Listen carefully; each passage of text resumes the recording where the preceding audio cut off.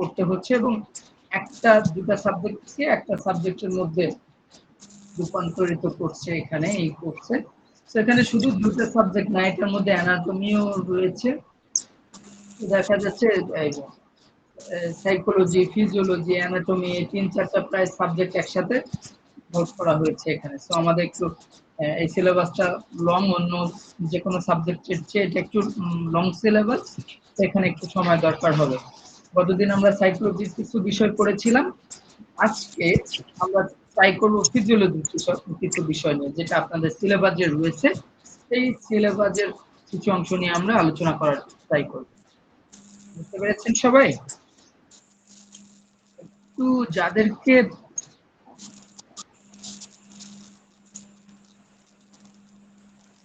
Unmute না করে সবাই যারা আছেন আনমিউট করা আছে, এমডি সোহেল খান একটু কাইন্ডলি মিউট করেন।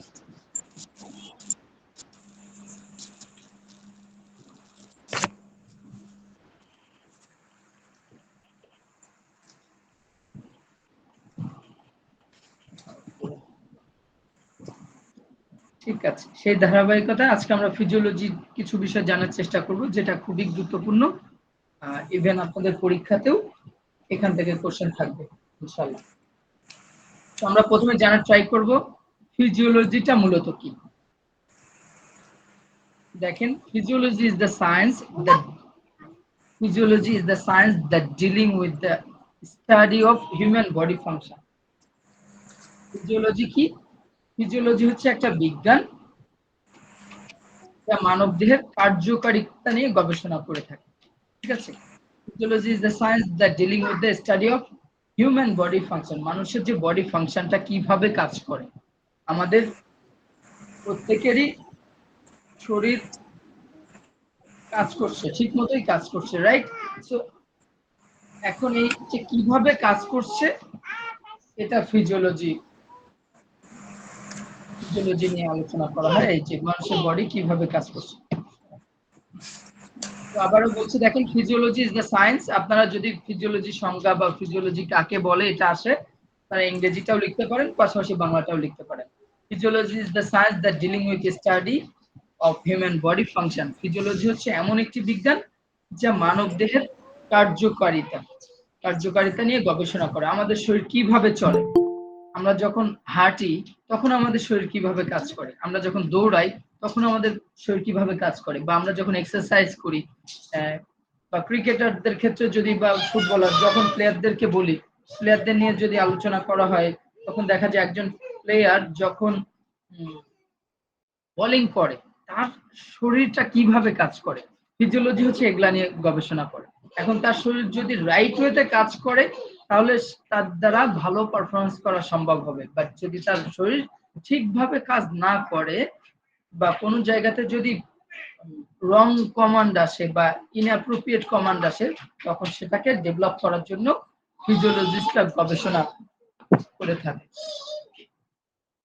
ঠিক আছে? সো ফিজিওলজি এমন একটা বিজ্ঞান যা আমাদের শরীরের কার্যকারিতা নিয়ে গবেষণা করে থাকে। এখন দেখেন, স্পোর্টস ফিজিওলজিটা তাহলে কি? স্পোর্টস ফিজিওলজি হচ্ছে, sports physiology is drive from the exercise physiology.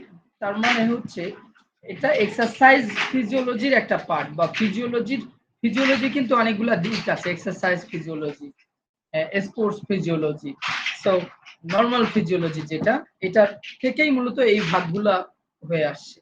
So exercise, sports physiology হচ্ছে এক্সারসাইজ যে ফিজিওলজি রয়েছে সেটার একটা পার্ট। ঠিক আছে? এক্সারসাইজ ফিজিওলজি, ওভারঅল এটা ফিজিওলজির একটা পার্ট, বাট ফিজিওলজি থেকে exercise physiology, then sports physiology. Okay, exercise, sports physiology is derived from the exercise physiology. It applies the concept of exercise physiology to training the athlete and enhance the athlete's sports performance.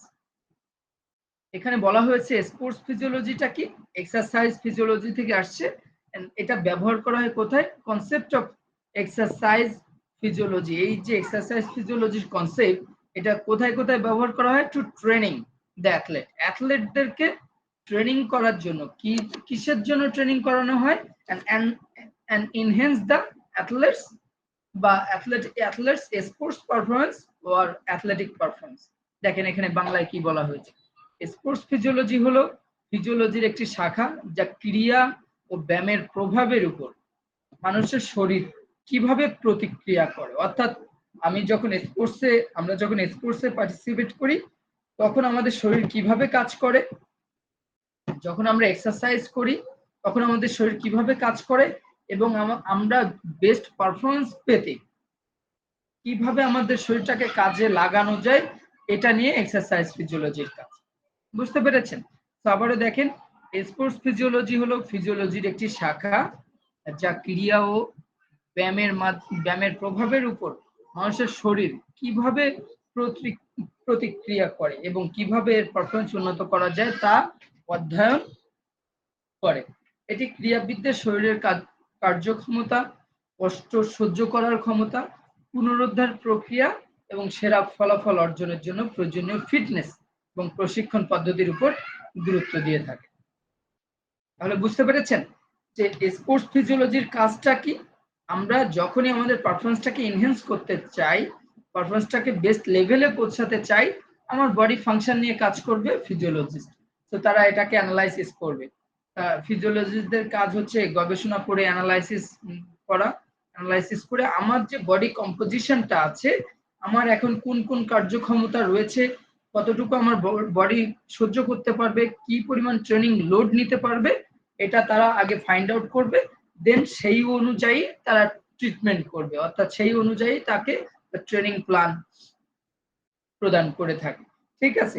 So এটা আমাদের বা যে কোনো একজন অ্যাথলেটের জন্য, যে কোনো একজন স্পোর্টস পারসনের জন্য এই ফিজিওলজিটা খুবই গুরুত্বপূর্ণ। ঠিক আছে? দেখেন স্পোর্টস, আচ্ছা আপনারা কি বুঝতে পারছেন? হ্যালো, জি স্যার, বুঝতে পারছি ইনশাআল্লাহ।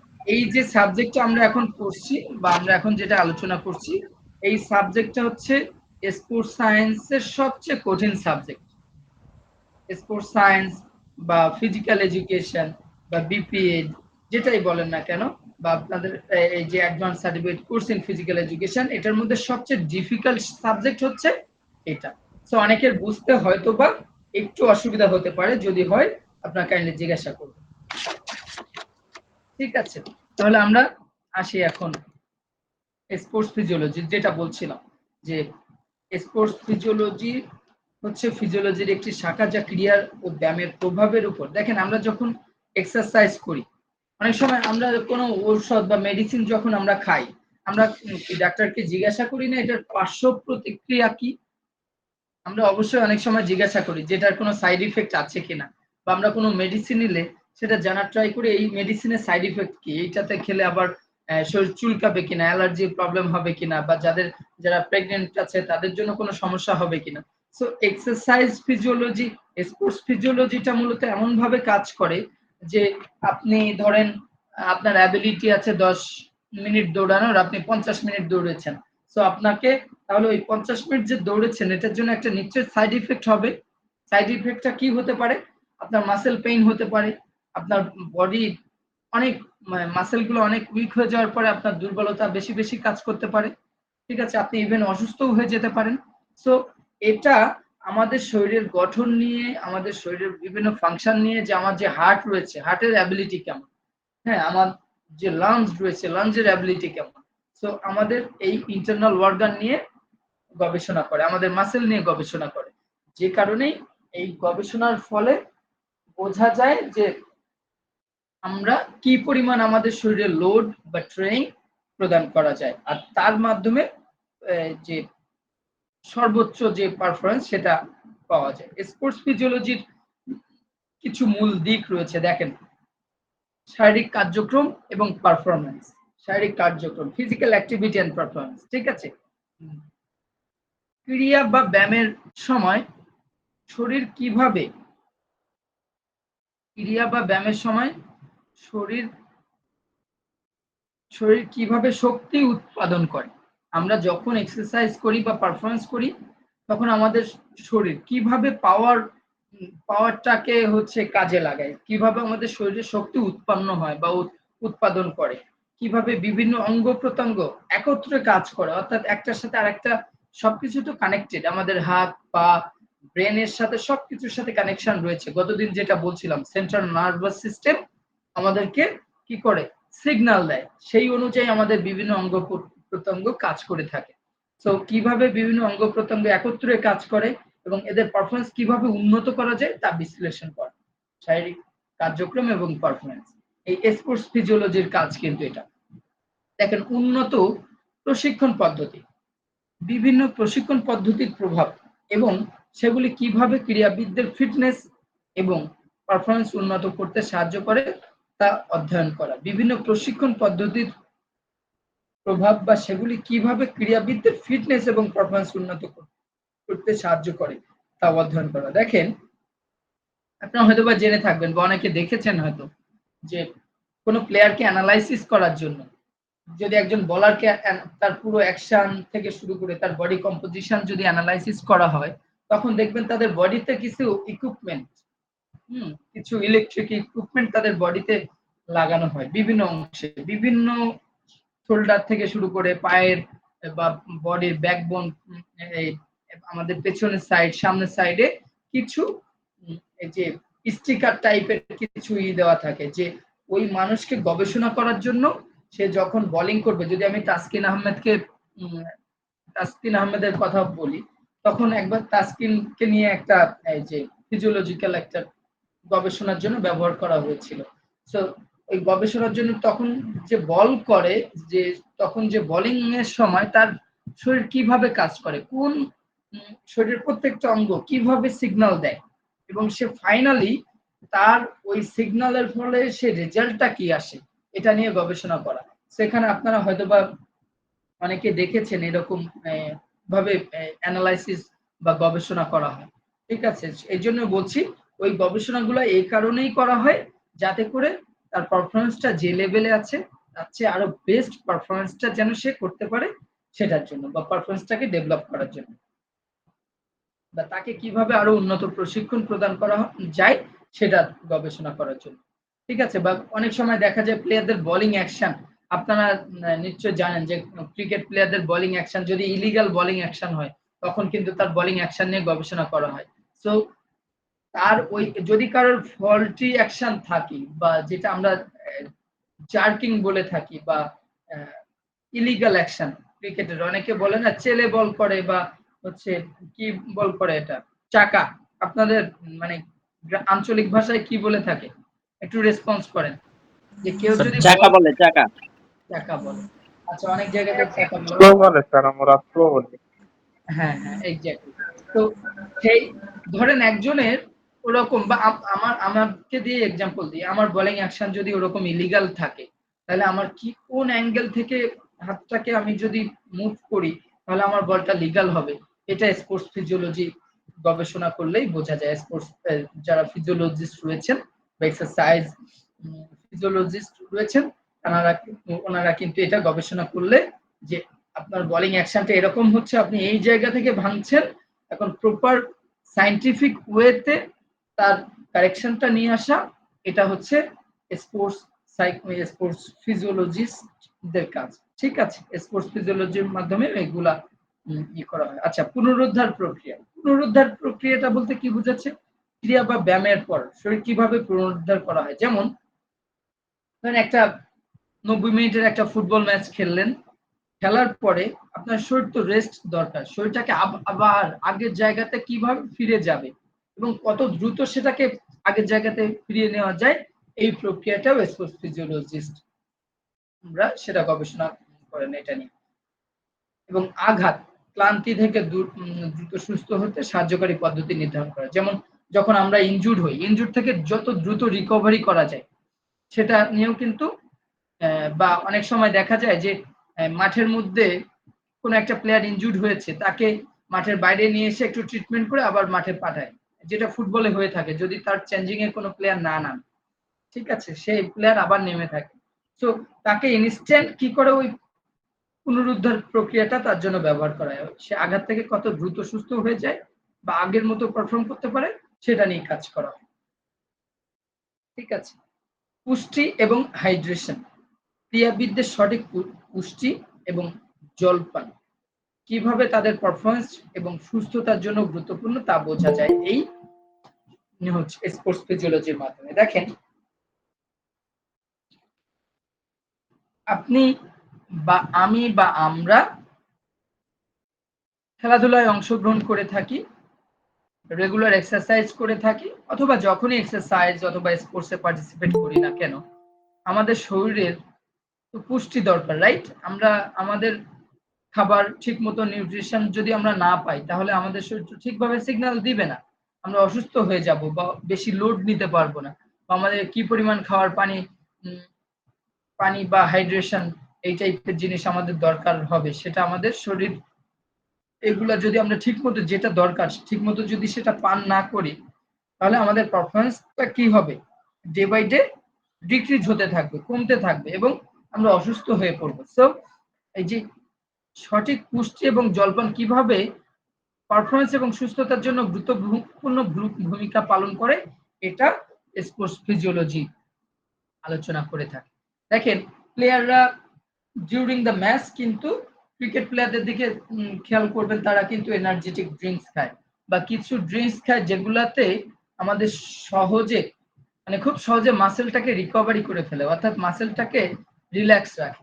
মাসেলটা তো তারা লং টাইম মাঠে থাকে, সো লং টাইম মাঠে থাকলে কিন্তু মাসেল আস্তে আস্তে লোড নিতে থাকে। সো একটা নির্দিষ্ট সময় পরে যে দেখা যায় মাসেল আর ঠিক মতো কাজ করছে না, বা মাসেল পেইন হতে পারে, মাসেল ক্রাম্প হতে পারে।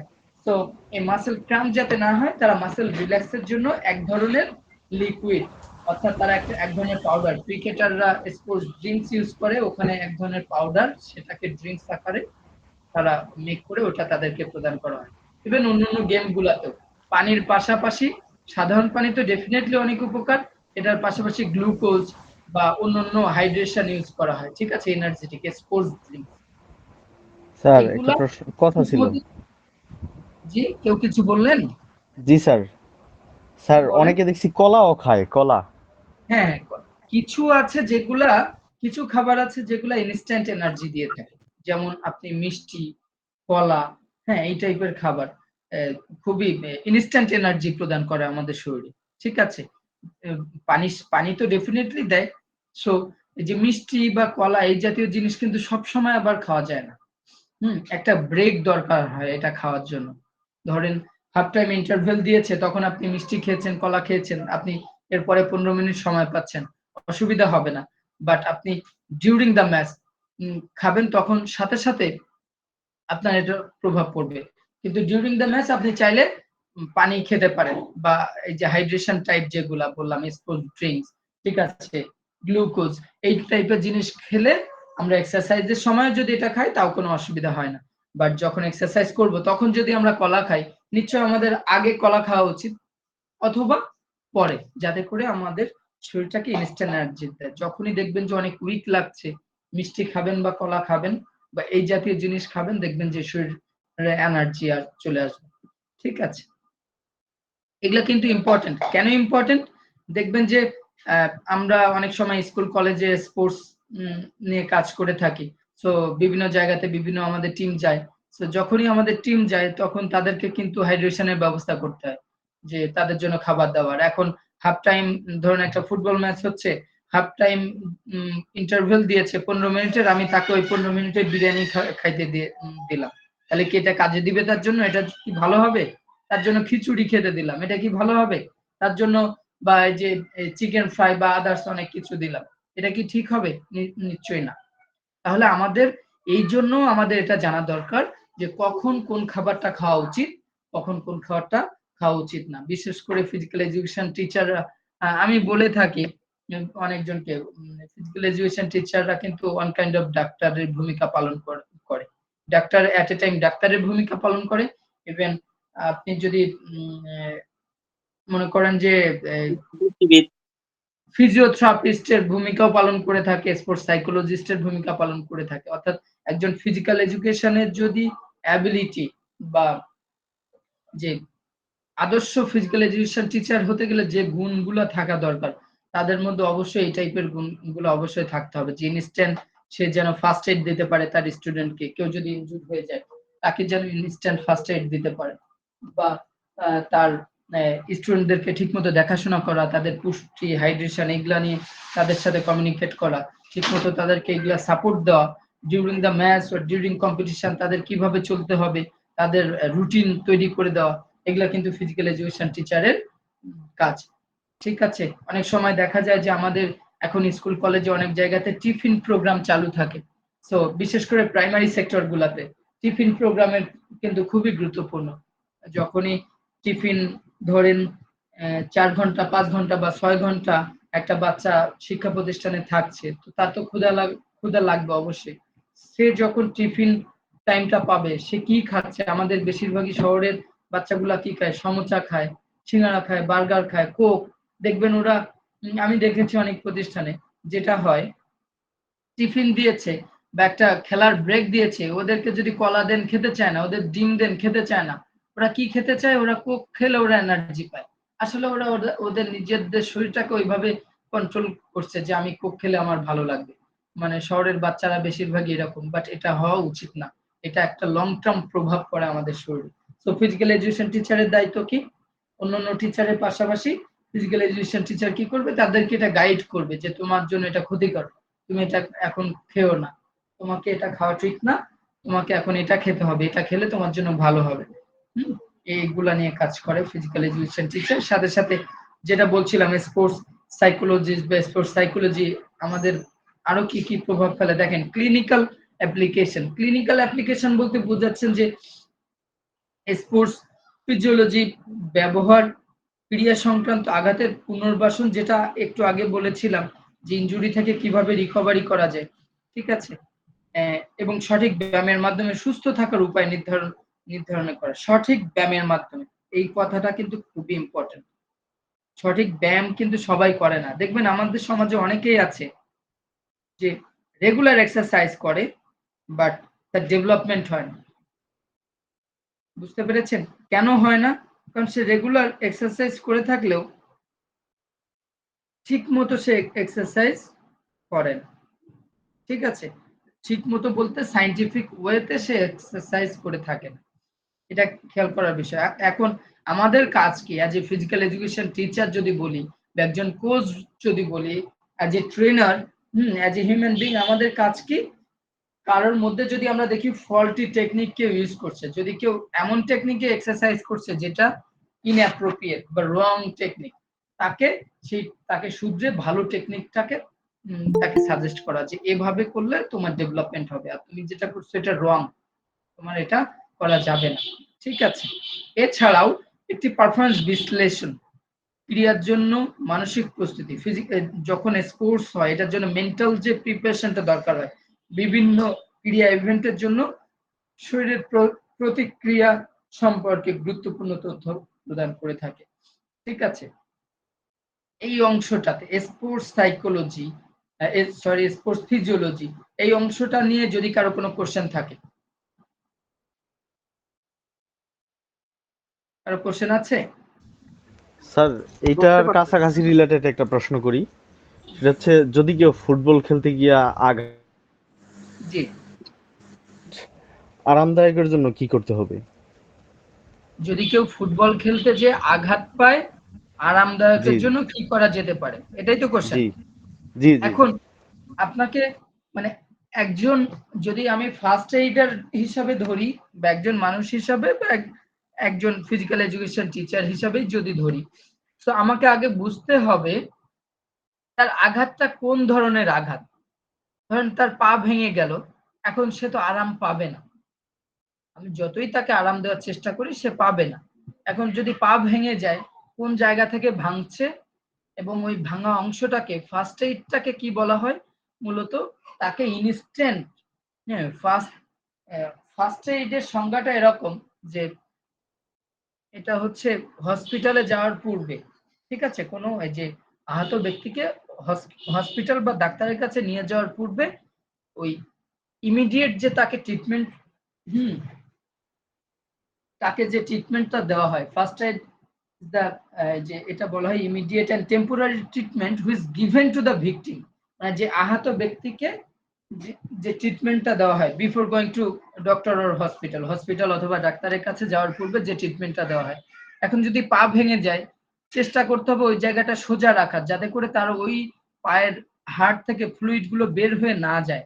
ঠিক আছে, পা আমরা দেখেছি অনেকের এই যে নিচের অংশটা ভেঙে যায়, তো চেষ্টা করতে হবে তাকে সোজা করে বেঁধে, প্রয়োজনে ওখানে কোনো লাঠি দিয়ে ওই অংশটা বেঁধে পাটা যেন সোজা রাখে।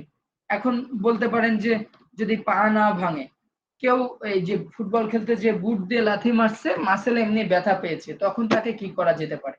তাকে একটু সাইডে নিয়ে এসে বরফ যদি দিই, একটা একটা টেকনিক আমি বলে দিই, আপনারা অলওয়েজ, আমার কথা সবাই শুনতে পাচ্ছেন? জি স্যার, শুনতে আচ্ছা, পাচ্ছি। একটা টেকনিক বলে দিই, সেটা হচ্ছে যখনই খেলাধুলার মধ্যে বা অন্য কোনোভাবে ইনজুরি হয়ে যাবে, ফিজিক্যাল ইনজুরি যেটা বলা হয়, যে সরাসরি কোনো কিছুর মাধ্যমে আঘাত পেয়েছে, যদি কেউ আঘাত পেয়ে থাকে অথবা খেলতে যেয়ে ব্যথা পেয়ে থাকে, এই টাইপের কোনো কিছু হলে তাকে এক ধরনের ট্রিটমেন্ট দেওয়া যায়। সেটা কেমন? সেটা হচ্ছে প্রাইস। প্রাইসটা কি? এটা প্রাইস হচ্ছে short form, P for protection. তাকে প্রথমে প্রোটেকশন দিতে হবে। প্রোটেকশনটা কিভাবে দিতে হবে? যদি কেউ ব্যথা পায়, সে যেন আর ব্যথা না পায়, সেজন্য তাকে সেটার ব্যবস্থা করে দিতে হবে। ধরুন একজন ফুটবল খেলছে, তার শিন গার্ড নাই, আমরা যেটাকে সেফ গার্ড বলি বা শিন গার্ড বলি, যেটা আমাদের শিন বোনের উপরে যে গার্ডটা লাগানো থাকে, সেই গার্ডটা নাই, তাকে তাহলে ওই গার্ড পরে খেলার সাজেস্ট করতে হবে, সে যেন গার্ড পরে খেলে। এটা হচ্ছে প্রোটেকশন। ঠিক আছে, P P for protection. R for rest, তাকে যদি কেউ ব্যথা পায় তাকে রেস্টের ব্যবস্থা করতে হবে।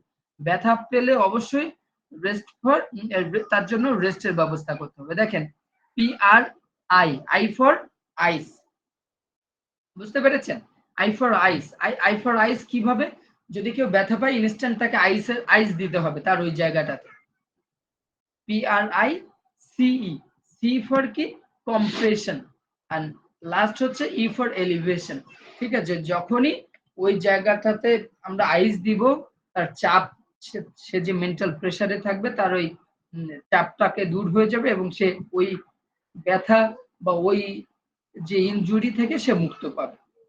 বুঝতে পেরেছেন? প্রাইস, আগে এটাকে বলা হতো রাইস, হ্যাঁ, ওই ডিরেক্ট রেস্ট থেকে শুরু হতো, বাট এই যে আমার বর্তমান সময়ে এটাকে বলা হয় price. Price treatment will be given for injured person. ঠিক আছে, ফার্স্ট এইড হিসেবে প্রাইস, ওই প্রোটেকশনটাও ফার্স্ট এইডের অন্তর্ভুক্ত।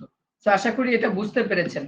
আবারও বলছি, যদি কেউ ফুটবল খেলা বা ক্রিকেট খেলা বা অন্য কোনো মাধ্যমে বাচ্চারা যদি ব্যথা পেয়ে থাকে, তাদেরকে প্রথমে বসাবেন, তার সে কিভাবে ব্যথা পেয়েছে এটা জানার ট্রাই করবেন, তাকে চেষ্টা করবেন আইস দেওয়া, ব্যথা যে জায়গাটাতে ব্যথা লেগেছে ওই জায়গাতে আইস দেওয়া। আইসটা কতক্ষণ দেওয়া যায়? 72 আওয়ার্স পর্যন্ত, 72 ঘন্টা পর্যন্ত আইস দিলে এই আইসটা ভালোভাবে কাজ করবে। আইস কিভাবে দিতে হবে?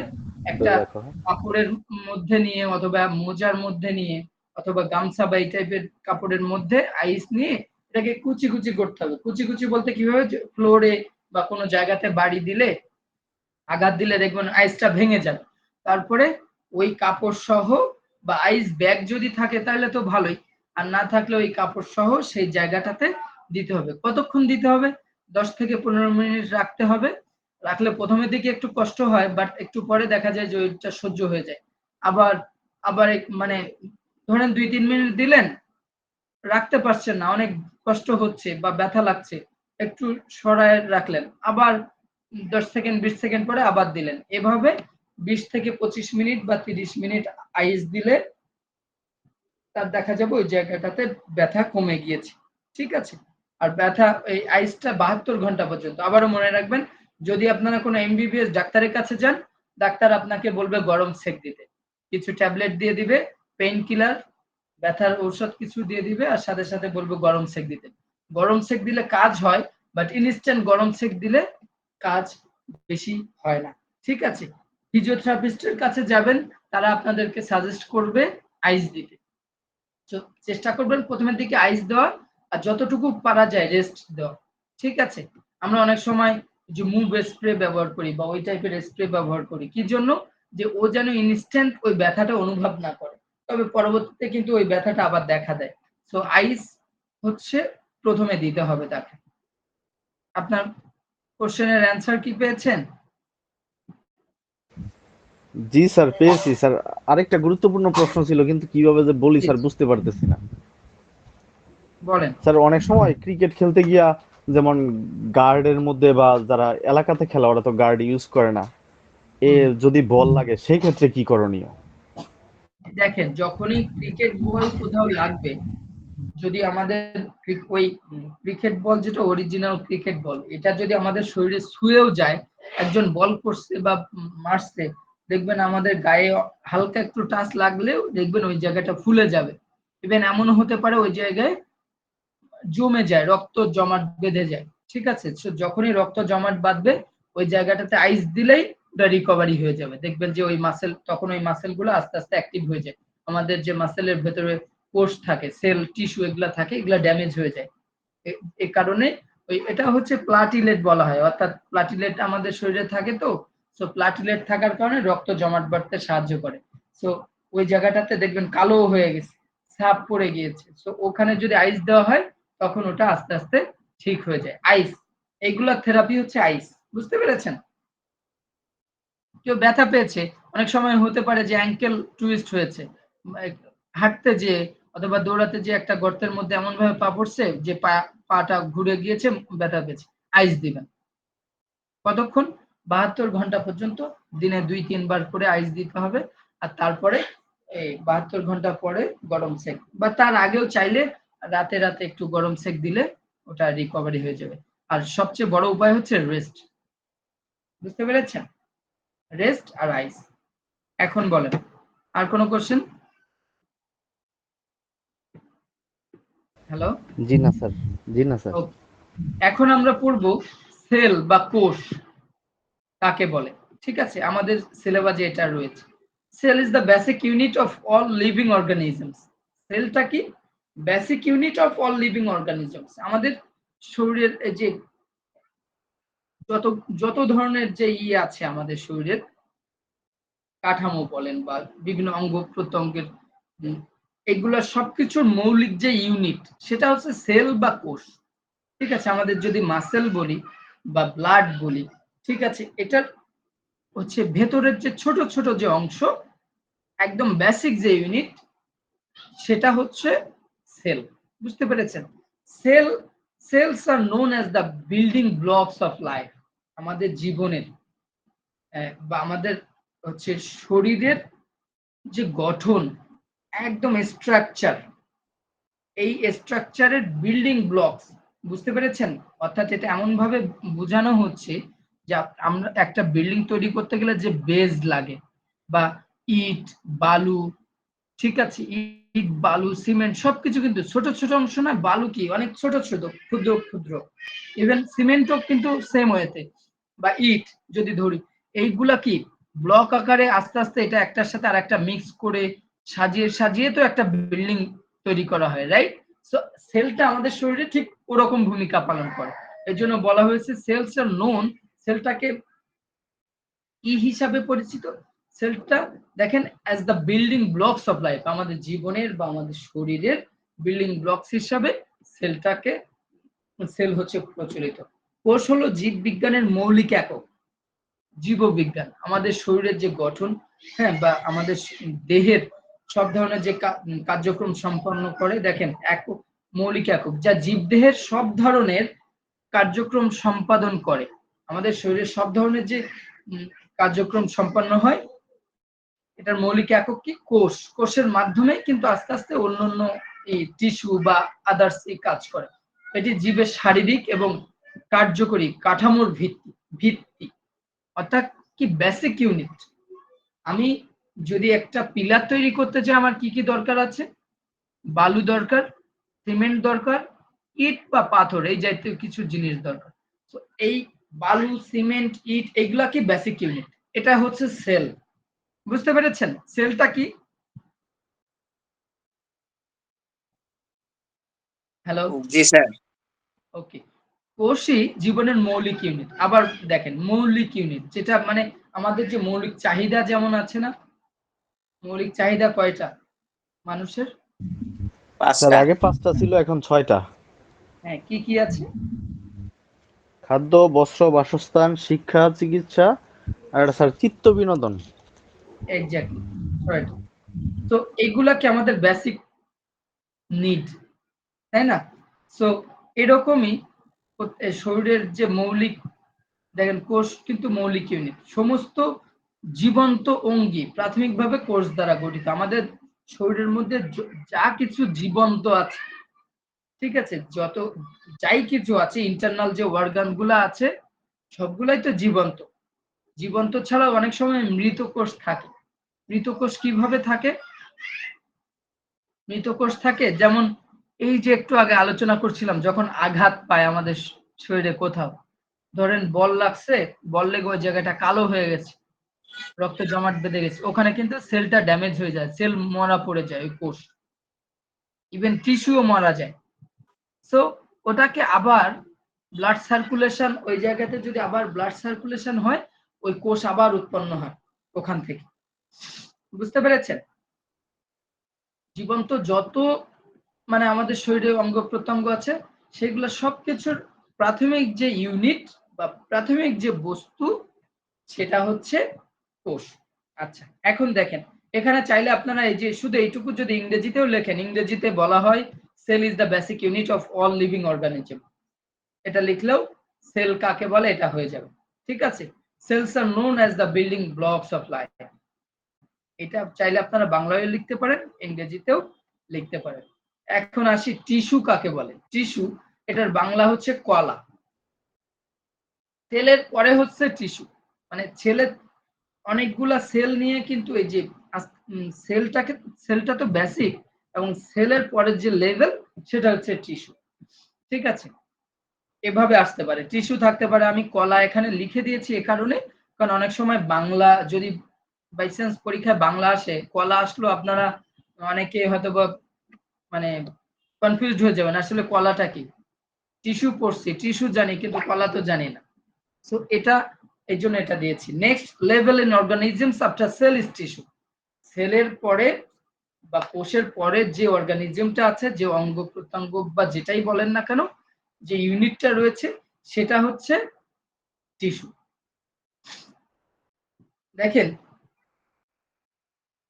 টিস্যু হলো কি, এখানে যে টিস্যু, এটা টাইপিং মিস্টেক হয়েছে। টিস্যু হলো কোষের একটি গোষ্ঠী যা একযোগে কাজ করে। কোষের একটা গোষ্ঠী হচ্ছে মানে অনেকগুলো কোষ নিয়ে কিন্তু টিস্যুটা মূলত গঠিত হয়, ঠিক আছে? কোষ একটি গোষ্ঠী যা একযোগে কাজ করে এবং একটি নির্দিষ্ট কার্যকরী ভূমিকা পালন করে। জীবদেহের টিস্যুগুলি একসাথে কাজ করে শরীরের বিভিন্ন অঙ্গ এবং সিস্টেম গঠন করে। বিভিন্ন অঙ্গ বা সিস্টেম যেটা চলে আমাদের শরীরে, সেটা টিস্যুর কাজ। বেসিকটা হচ্ছে সেল, আর তারপরের যে ইউনিট সেটা হচ্ছে টিস্যু, তারপরের যে অর্গানিজম সেটা হচ্ছে টিস্যু। বুঝতে পেরেছেন টিস্যুটা কি?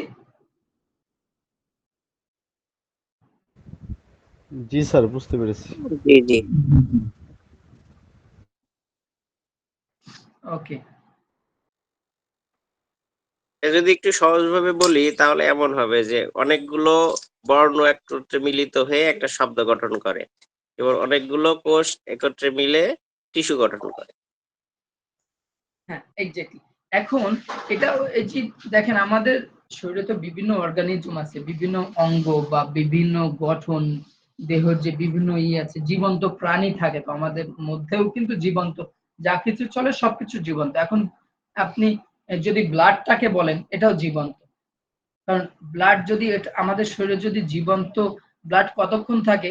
দেখেন ব্লাড যদি তার শরীরে কেটে যায়, এখন কেটে যাওয়ার পরে ব্লাড যে বের হয়, বের হওয়ার পরে দেখবেন যে বাইরে আসার পরে ব্লাডটা জমে যায়, জমে যায় না? তো ওই ব্লাডটা জমে গেলে আস্তে আস্তে কিন্তু ব্লাডের মধ্যে যে কোষ থাকে বা যে টিস্যু থাকে, এগুলা কিন্তু সব মরা পড়ে যায় বা মরে যায়। তো এই প্রত্যেকটা জিনিস জীবন্ত থাকে আমাদের শরীরের মধ্যে। অনেক মরা সেল থাকে যে কারণে আমাদের শরীর সেটা সাফার করে, বাট মরা সেল, মরা টিস্যু থাকে। যেগুলা জীবন্ত না, বাট জীবন্ত যে জিনিসগুলা রয়েছে এটার মধ্যে টিস্যু অন্যতম। আর এই সেল টিস্যু এটা দিয়ে আমাদের অন্য অন্য শরীরের যে জীবন্ত বা অঙ্গ প্রত্যঙ্গ যেগুলা রয়েছে সেইগুলাকে রান করতে মানে সহজ করে দেয়। ঠিক আছে, এখন দেখেন টিস্যুর প্রকারভেদ, এটা কিন্তু ইম্পর্টেন্ট। টিস্যু কাকে বলে, কত প্রকার ও কি কি। যদি কোশ্চেন আছে সেল কাকে বলে, বা সেলের সংজ্ঞা দিন, 1 মার্ক আসতে পারে। বা টিস্যু কাকে বলে, কত প্রকার কি কি, এটা আবার চাইলে 5 মার্কের দিতে পারে। ঠিক আছে, তখন এই টিস্যুর আপনারা জাস্ট প্রকারগুলো মনে রাখবেন, তাইলেই হবে। টিস্যুর প্রকার, এপিথেলিয়াল টিস্যু। এপিথেলিয়াল টিস্যু, এখানে বৈশিষ্ট্য এবং কার্যক্রম আমি অ্যাড করে দিয়েছি, আপনারা এগুলা অ্যাভয়েড করতে পারেন। টিস্যু হচ্ছে প্রধানত কয় প্রকার দেখেন, টিস্যু প্রধানত 4 প্রকার। ঠিক আছে, এটা কাজ করছে না কেন? টিস্যু প্রধানত 4 প্রকার। Number 1, epithelial tissue. এপিথেলিয়াল টিস্যুর বৈশিষ্ট্য কি দেখেন, কোষগুলো খুব ঘন ঘন সাজানো থাকে। আমাদের শরীরে যে কোষগুলো থাকে ঘন ঘন, এই এপিথেলিয়াল টিস্যু হচ্ছে ঘন ঘন সাজানো থাকে, সাধারণত একটি স্তর বা বহু স্তরের আবরণ তৈরি করে। একটা স্তর বা বহু স্তরের আবরণ তৈরি করে। এটি শারীরিক পৃষ্ঠ এবং অঙ্গের অভ্যন্তরীণ অংশে আবরণ প্রদান করে। শারীরিক পৃষ্ঠ বা অঙ্গের অভ্যন্তরীণ অংশ, ধরেন অনেকগুলা সেল আছে, সেলের সাইড দিয়ে সেল মেমব্রেন থাকে, এটার বাইরের পর্দা থাকে, যেটা আমরা মানে খাঁটি বাংলায় যদি বলি পর্দা। এইভাবে আবার এই যে আবরণগুলা, এটা হচ্ছে এক ধরনের টিস্যু। ঠিক আছে, কার্যক্রমটা কিভাবে হয়, শরীরের পৃষ্ঠে একটি আবরণ তৈরি করে, এই অভ্যন্তরীণ অঙ্গের স্তর সৃষ্টি করে এবং শোষণ, রূপান্তর এবং সুরক্ষায় ভূমিকা পালন করে। উদাহরণস্বরূপ ত্বক, তারপরে অন্ত্রের পৃষ্ঠ। আমাদের যে শরীরের বিভিন্ন আছে, পার্ট আছে, তো বিভিন্ন অংশ থাকে, তো এই অংশের মধ্যে ধরেন যে এই যে টিস্যুর কারণে ভাইরাস অনেক সময় ভেতরে ঢুকতে পারে না, বা বিভিন্ন টাইপের ব্যাকটেরিয়া ঢুকতে পারে না। তো এই যে আবরণের কারণে কিন্তু এইগুলো আমাদের শরীরটাকে মানে সুরক্ষা করে। আমাদের বিভিন্ন ওই যে, কারণ ওই ভেতরে যখনই ঢুকবে, ভেতরে ঢুকে ওই ব্যাকটেরিয়া বা ভাইরাস যেটাই বলি না কেন, এটা ভেতরের কোষগুলোকে নষ্ট করে দিবে আস্তে আস্তে। তো ওই টিস্যুর যে মেমব্রেন বা যেটা আবরণ বা পর্দা যেটাই বলি না কেন, এটা আমাদের কিন্তু সুরক্ষায় কাজ করে। Connective tissue, epithelial tissue, connective tissue, muscular tissue আর নার্ভাস টিস্যু। এখানে নার্ভাস টিস্যুকে বাংলা আবার নেভাস টিস্যু বলা হয়, এই কারণে এখানে বাংলায় নেভাস দেওয়া আছে। কেউ যদি লিখেন nervous tissue, that is also right. Okay, তাহলে কানেকটিভ টিস্যুটা কেমন? কানেকটিভ টিস্যু হচ্ছে, এটার বৈশিষ্ট্য দেখেন, কোষগুলো সাধারণত বিচ্ছিন্ন ভাবে থাকে, কানেকটিভ, বিভিন্ন ধরনের উপাদানের মেশানো থাকে, যেমন কোলাজেন এবং এলাস্টিন ফাইবার। এগুলা হচ্ছে ফাইবারের নাম, বা এই যে এটা হচ্ছে আপনার বায়োলজির বিভিন্ন টার্ম। ঠিক আছে, সো কোলাজেন হলো এনজাইম স্যার, কোলাজেন হলো এনজাইম। এক্স্যাক্টলি। সো এইগুলা হচ্ছে যেহেতু এই সাবজেক্টটা বায়োলজির অংশ, সেখানে বায়োলজিক্যাল অনেক টার্ম পাবেন। ঠিক আছে, তো দেখেন কোষগুলো, এই কানেকটিভ টিস্যুটা সহজ বাংলায় বুঝেন যে এটা ভিন্ন ভিন্ন থাকে বা বিচ্ছিন্ন ভাবে থাকে। ঠিক আছে, বিভিন্ন ধরনের উপাদানে মেশানো থাকে, যেমন কোলাজেন এবং এলাস্টিন ফাইবার। কার্যক্রম, এটার কার্যক্রমটা কিভাবে হয়, শরীরের অঙ্গ এবং টিস্যু একত্রে সংযুক্ত করে। আমাদের শরীরের যে অঙ্গগুলো আছে এবং টিস্যু একসাথে কি এটা কানেক্টেড, এই জন্য এটাকে বলা হয় কানেকটিভ টিস্যু। ঠিক আছে, এবং সহায়তা প্রদান করে, যেমন হাড়, রক্ত, চর্বি এবং টেন্ডন। এই আমাদের হাড়ের সাথে শুধু কি হাড় কাজ করে, দেখেন হাড়ের যে জয়েন্ট গুলো আছে, আমাদের বিভিন্ন জয়েন্ট গুলো আছে, সেখানে কিন্তু টেন্ডন আছে বা লিগামেন্ট টাইপ আছে। ঠিক আছে, ইভেন আমাদের যে মাসেল গুলা রয়েছে, মাসেলে কিন্তু চর্বি থাকে, মাসেলে এই যে নির্দিষ্ট মাধ্যমে কিন্তু রক্ত চলাচল করে। সো এইগুলা যে কানেকটিভ টিস্যু এখানে হেল্প করে। ঠিক আছে, মাসকুলার টিস্যু, এখানে মাসেল টিস্যুটা দেখেন স্পেসিফিক আরেকটা টিস্যু। মাসকুলার টিস্যু দীর্ঘ এবং স্লিম কোষ দ্বারা গঠিত, দীর্ঘ এবং স্লিম কোষ দ্বারা গঠিত, যা সংকোচন করতে সক্ষম। যেমন আমাদের মাসেলের যে টিস্যুগুলা রয়েছে, মাসেল তো আমাদের মুভমেন্ট করে, তাই না? আমরা যখন হাঁটি তখন আমাদের পায়ের যে কাফ মাসেলটা রয়েছে এটা মুভ করে না? আমরা যখন এক্সারসাইজ করি তখন আমাদের যে মাসেলগুলো রয়েছে মাসেলগুলো কিন্তু মুভ করে বলতে কন্ট্রাকশন হয়, মাসেল কন্ট্রাকশন হয়। তো এই কন্ট্রাকশন হওয়ার জন্য এই যে মাসেলের যে টিস্যু থাকে এইটা আবার এই সংকোচন করতে সক্ষম। সব টিস্যু আবার সংকোচন করে না, বাট মাসেল টিস্যুটা এই যে সংকোচন বা কন্ট্রাকশন এটা করতে সক্ষম হয়। শরীরের চালন, শক্তি উৎপাদন এবং বিভিন্ন শারীরিক কার্যক্রম নিয়ন্ত্রণ করে এই টিস্যু, মাসকুলার টিস্যু। দেন নের্ভাস টিস্যু বা নার্ভাস টিস্যু বৈশিষ্ট্য কি? নিউরনের মতো, ঠিক আছে, নিউরনের মতো বিশেষ কোষ দ্বারা গঠিত। নিউরন হচ্ছে এক ধরনের কোষ, এই বিশেষ কোষ দ্বারা গঠিত যা তথ্য সংগ্রহ প্রক্রিয়া করে, যেটা বিশেষ করে এটা আমাদের সেন্ট্রাল নার্ভাস সিস্টেম যেটাকে বলা হয়, বা নার্ভাস টিস্যু যেটা আমাদের এই যে নার্ভের সাথে কানেক্টেড, যে কারণে এটাকে নার্ভাস সিস্টেম নার্ভাস টিস্যু বলে, নার্ভের সাথে কানেক্টেড। দেখেন, তথ্য সংগ্রহ প্রক্রিয়া করে এবং প্রেরণ করতে সক্ষম। এই টিস্যুর মাধ্যমে আমাদের যে সেন্ট্রাল নার্ভাস সিস্টেম, এই নার্ভাস সিস্টেম কাজ করে, বিভিন্ন বিভিন্ন অঙ্গ প্রত্যঙ্গে তথ্য প্রদান করে, বিভিন্ন প্রতিক্রিয়া সৃষ্টি করে, বা এই সিগন্যাল গুলা প্রেরণ করা হয় এই নার্ভাস সিস্টেমের মাধ্যমে বা নার্ভাস টিস্যুর মাধ্যমে। স্নায়ু সিস্টেমের মাধ্যমে সংকেত প্রেরণ এবং সমন্বয় করে, যেমন মস্তিষ্ক, মজ্জা এবং স্নায়ু। ঠিক আছে, আমাদের যে ব্রেন থেকে প্রত্যেকটা অঙ্গ প্রত্যঙ্গ, আগে যেটা বলছিলাম, এই যে এটার এই টিস্যুটা সমন্বয় করে থাকে এই বিভিন্ন কানেকশন, কোথায় ব্লাড সার্কুলেশন হচ্ছে কি না হচ্ছে, আমি এক্সারসাইজ করলে কোন জায়গাটা মুভ করছে, হ্যাঁ, আমাদের ব্রেন থেকে আমাদের সব জায়গাতে অঙ্গ প্রত্যঙ্গে সিগন্যাল দিয়ে দেয়, বিভিন্ন স্নায়ু, বা এই যে অস্থি যে মজ্জা থাকে এই জায়গাগুলোতে, সব জায়গাগুলোতেই মূলত সিগন্যাল দিয়ে থাকে। এটা হচ্ছে নার্ভাস টিস্যু। তাহলে টিস্যু কয় প্রকার? টিস্যু কয় প্রকার? 4 প্রকার। হ্যালো, 4 প্রকার। টিস্যু হচ্ছে 4 প্রকার। টিস্যু 4 প্রকার। নাম্বার 1 এপিথেলিয়াল টিস্যু, নাম্বার 2 দেখেন এপিথেলিয়াল টিস্যু, কানেকটিভ টিস্যু, দেন মাসকুলার টিস্যু, আর নাম্বার 4 নের্ভাস বা নার্ভাস টিস্যু। এখন দেখেন এই টিস্যুর কাজ কি, কিছু মানে স্পেসিফিক করে দিয়েছি এখানে কিছু কাজ, যেমন বিভিন্ন অংশ এবং অঙ্গ একত্রে সংযুক্ত করা। আবরণের ক্ষেত্রে কি দেখেন, শরীরে অভ্যন্তরীণ ও বাইরের অংশকে আবরণ করে, অভ্যন্তরীণ এবং বাইরের যে অংশ এটাকে আবরণ করে রাখে এই টিস্যু। চলন, শরীরের বিভিন্ন অংশের চলন নিয়ন্ত্রণ করে। চলন বলতে যে ব্লাড কিভাবে সার্কুলেট হচ্ছে, হ্যাঁ, ব্লাড আমাদের ব্লাড পাম্প যখন করে হার্টে এট এ টাইম হচ্ছে ব্লাড যায়, সো বিভিন্ন সিগন্যালের মাধ্যমে যায়, সেগুলা এটা নিয়ন্ত্রণ করে এই টিস্যুর মাধ্যমে। বা কি পরিমাণ যাওয়া দরকার, ঠিক আছে, তথ্য প্রক্রিয়াকরণ, স্নায়ুতন্ত্রের মাধ্যমে সংকেত প্রেরণ এবং প্রক্রিয়া করা, আগেও আমরা এগুলো দেখেছি। টিস্যু জীববিজ্ঞানের একটি মৌলিক অংশ এবং এটি জীবের শরীরের কাঠামো এবং কার্যকারিতা বোঝানোর জন্য গুরুত্বপূর্ণ। আপনারা বিশেষ করে এই যে টিস্যুর কাজটাও একটু চাইলে, এটা ইম্পর্টেন্ট, কিন্তু এটা টিস্যুর কাজ কি, টিস্যু কাকে বলে, কত প্রকার, টিস্যুর কাজ কি, প্রধান কাজ কি, এটা চাইলে 5 মার্কের হতে পারে, সো এটা ইম্পর্টেন্ট। শারীরিক সক্ষমতায় ব্যায়ামের প্রভাব, ঠিক আছে,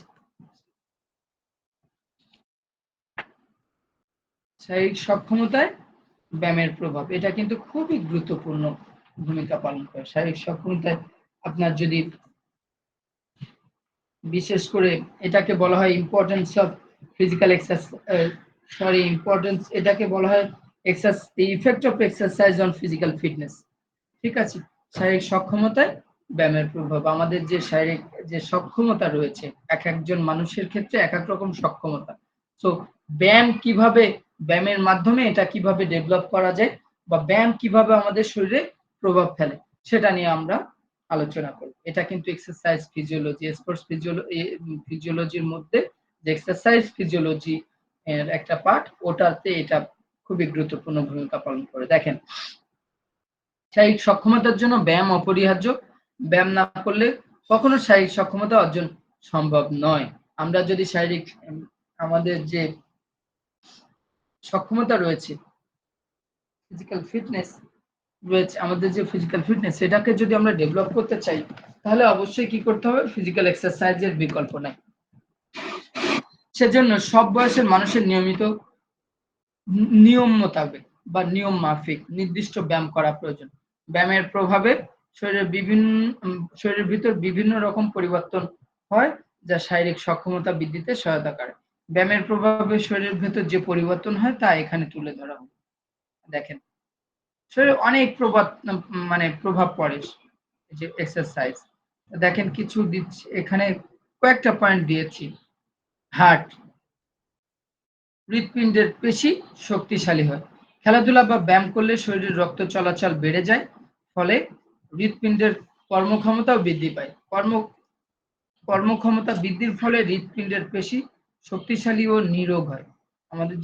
আমরা যখনই আমাদের কার্যক্ষমতা শরীরে বেড়ে যায়, তখন কিন্তু এই যে হার্টেরও মাসেল রয়েছে, ঠিক আছে, হার্ট মাসেলটাকে আরো কি করে? ডেভেলপ করে, এই মাসেলের পাওয়ার ইনক্রিজ করে, এবং তখন এই হার্টের প্রবলেম হয় না, অর্থাৎ নিরোগ হয়, ঠিক আছে, বা রোগ থাকে না। এরূপ হৃৎপিণ্ডকে অ্যাথলেটিক হার্ট বলে।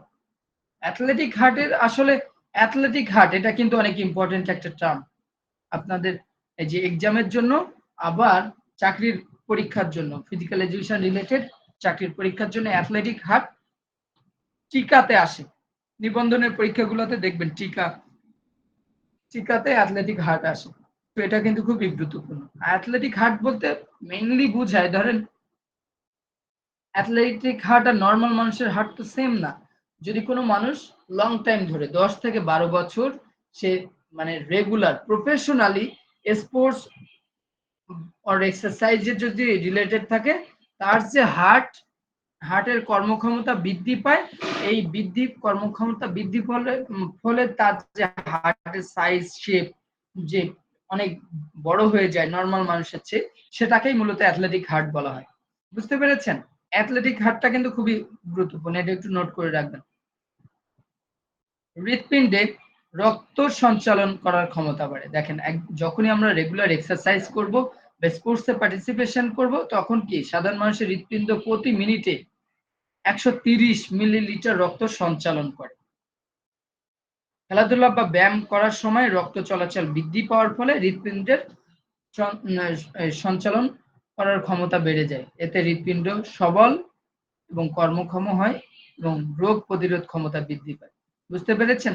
সো যখনই প্রতি মিনিটে নর্মাল মানুষের একরকম থাকে, বাট যদি আমরা এক্সারসাইজ করি বা এক্সারসাইজ বা স্পোর্টস এর মাধ্যমে এটা আরো বেড়ে যায়, তখন যেটা হয় আমাদের শরীরটা আরো ভালোভাবে সিগন্যাল দেয়, হার্টটাকে আরো সবল, আরো পাওয়ারফুল করে তোলে, যার কারণে আমাদের কাজ করতে আরো কি হয়? সুবিধা হয় বা কাজের ক্ষমতা বৃদ্ধি পায়, পালস রেট বৃদ্ধি পায়।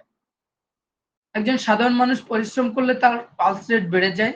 যখনই দেখবেন যে ধরেন আপনি নর্মাল ভাবে দাঁড়িয়ে আছেন, এখন আপনার যে পালস রেটটা যেভাবে কাজ করছে, আপনি 5 তলা পর্যন্ত স্টেয়ার আপ করে উঠেছেন, বা আমরা যদি 5 তলা পর্যন্ত সিঁড়ি বেয়ে উঠি, বা আরো বেশি বা আরো কমও হতে পারে, দেখবেন পালস রেটটা আগের তুলনায় আরো বেশি কাজ করে, ঠিক আছে। সো এই যে এটা কিন্তু আমাদের এই যে কন্ট্রোলও করা যায় কিভাবে, আমাদের শরীরটাকে ডেভেলপ করে, শরীরের অর্গানগুলো ডেভেলপ করার পাশাপাশি এই পালস রেটটা বেড়ে যায়। পুনরায় স্বাভাবিক হতে অনেক সময় লাগে, ফলে ক্লান্তি সহজে দূর হয় না। দেখেন, এই যে পালস রেট বেড়ে যায়, পালস রেটটাকে আবার নর্মাল পালস রেটে যদি আসতে হয়, তখন একটু সময় লাগে না? এই সময় যার যত দ্রুত রিকভারি হয়ে যায়, তার ফিটনেসটা তত ভালো থাকে। যাদের বেশি সময় নেয়, তাদের ফিটনেস তুলনামূলক এই যে একটু কম থাকে। সো যখন রেগুলার এক্সারসাইজ করা হয়, তখন দেখা যায় ওই রিকভারিটা দ্রুত হয়ে যায়, ফলে ক্লান্তি সহজে দূর হয় না। অপরদিকে একজন ভালো খেলোয়াড় যখন খেলাধুলা বা ব্যায়াম করে, তখন তার পালস রেট বেশি বাড়ে না, এবং দ্রুত স্বাভাবিক হয়ে আসে, ফলে তার ক্লান্তি তাড়াতাড়ি দূর হয়। দেখেন, পালস রেট যদি বেশি বাড়ে তখন আমাদের পালস রেটটা কন্ট্রোল করতে কি হয়, সময় লাগে। আর যখন আমরা এক্সারসাইজ করি, রেগুলার এক্সারসাইজ করি, আমাদের পালস রেটটা কিন্তু অ্যাডাপ্টেড হয়ে যায়। হঠাৎ করে একদিন কেউ আধা ঘন্টা দৌড়ালো, যার দৌড়ানোর অভ্যাস নাই, হঠাৎ করে আধা ঘন্টা দৌড়ালো, তার পালস রেটটা অনেক বেড়ে যাবে। এখন সেটা স্বাভাবিক হতে কিন্তু সময় লাগবে। বাট যখনই আমরা রেগুলার ধরেন 30 মিনিটস আর 40 মিনিটস করে রানিং করলাম বা হাঁটলাম, আমাদের পালস রেট যদি বাড়ে তারপরেও দ্রুত রিকভারি হয়ে যাবে। কারণ কি, আমি ওটার সাথে অভ্যস্ত। বাড়বে না বিষয়টা এমন না। এই যে এখানে বলা হয়েছে যে পালস রেট বেশি বাড়ে না। বেশি বাড়ে না বলতে বাড়লেও দ্রুত কমে যায়। বেশি পালস রেট হলে তো আবার শরীরের জন্য খুবই খারাপ। যখন আমরা নরমালি হাঁটি, পালস রেট যেটা থাকে, রানিং এর সময় কি একই থাকে? নিশ্চয়ই না। রানিং এর সময় কেমন থাকে? আরো বেশি হয়। ফুটবল খেলে প্লেয়াররা যে পরিমাণ পালস রেটটা তখন কত বেশি হয়। সো তখন যখনই তারা একটু রেস্ট পায়, দেখবেন যে আবার দ্রুত রিকভার হয়ে যায়। সব সময় কি দৌড়াতে থাকে? না। তারা মাঝে মাঝে হাঁটে, মাঝে মাঝে কিছু স্পেসে দাঁড়িয়ে থাকে। তো ওভাবে তারা বেশি বেশি অক্সিজেন ইনহেল করে, কার্বন ডাই অক্সাইড রিলিজ করে, যার কারণে দ্রুত রিকভারি হয়ে যায়। বুঝতে পেরেছেন? রক্ত চলাচল বাড়ে অবশ্যই।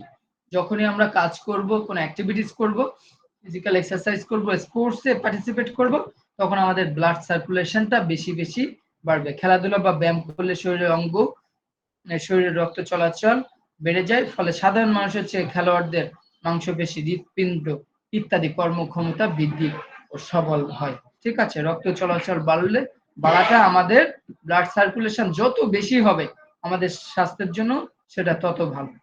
ঠিক আছে, রক্তকণিকা।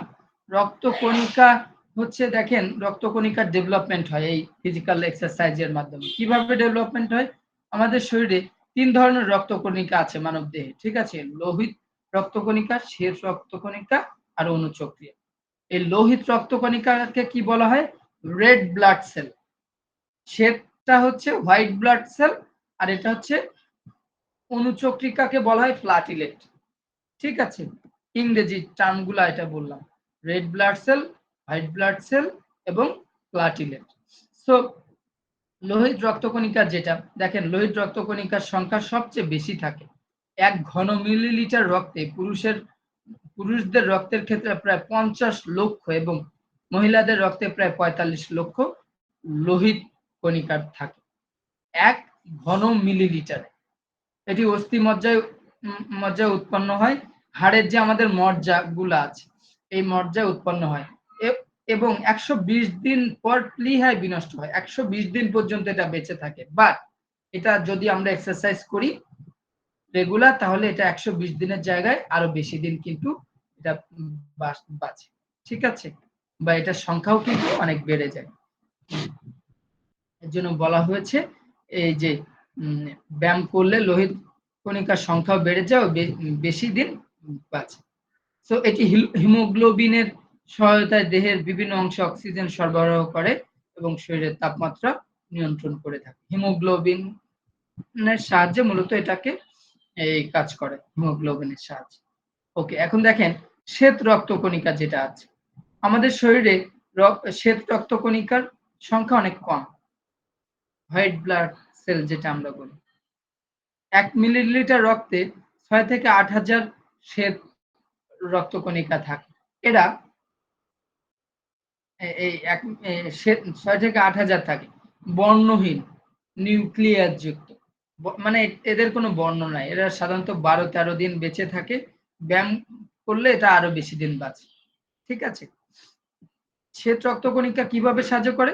রক্তে জীবাণু, প্রবেশকারী জীবাণুকে ঘিরে, মানে যে যখন রক্তে আমাদের ব্লাডে কোনো ইনফেকশন হয় বা ব্লাডে কোনো জীবাণু ঢুকে, যার ফলে তো ইনফেকশন হয়।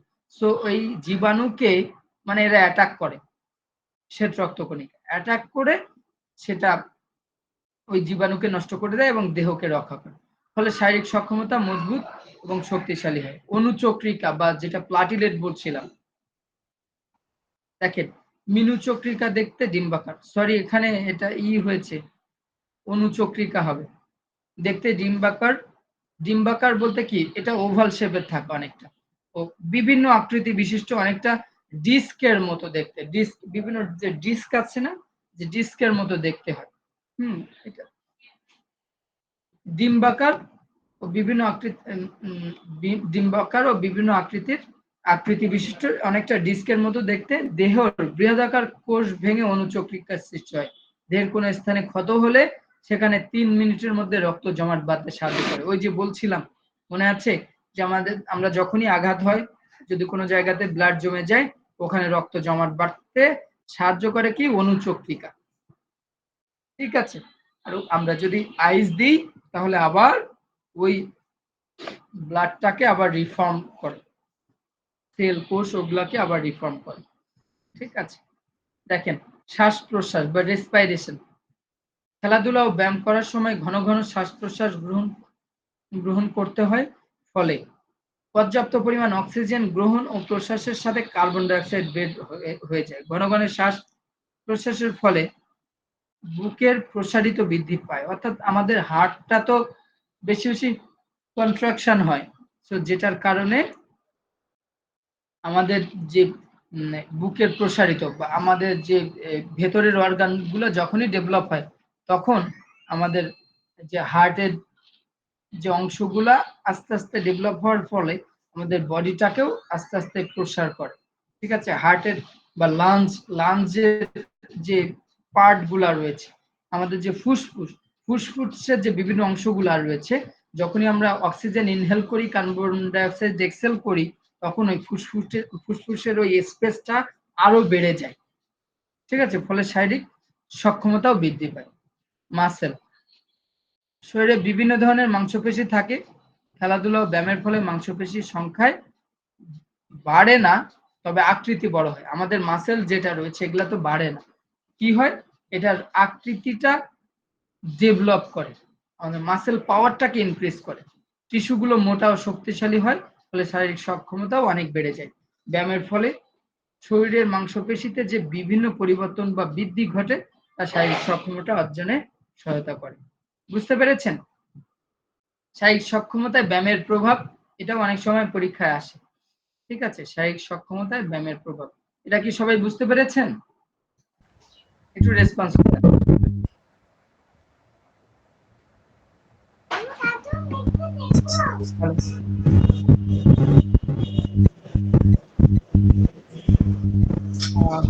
কথা শুনতে পাচ্ছি না, একটু জোরে বলুন। জি স্যার।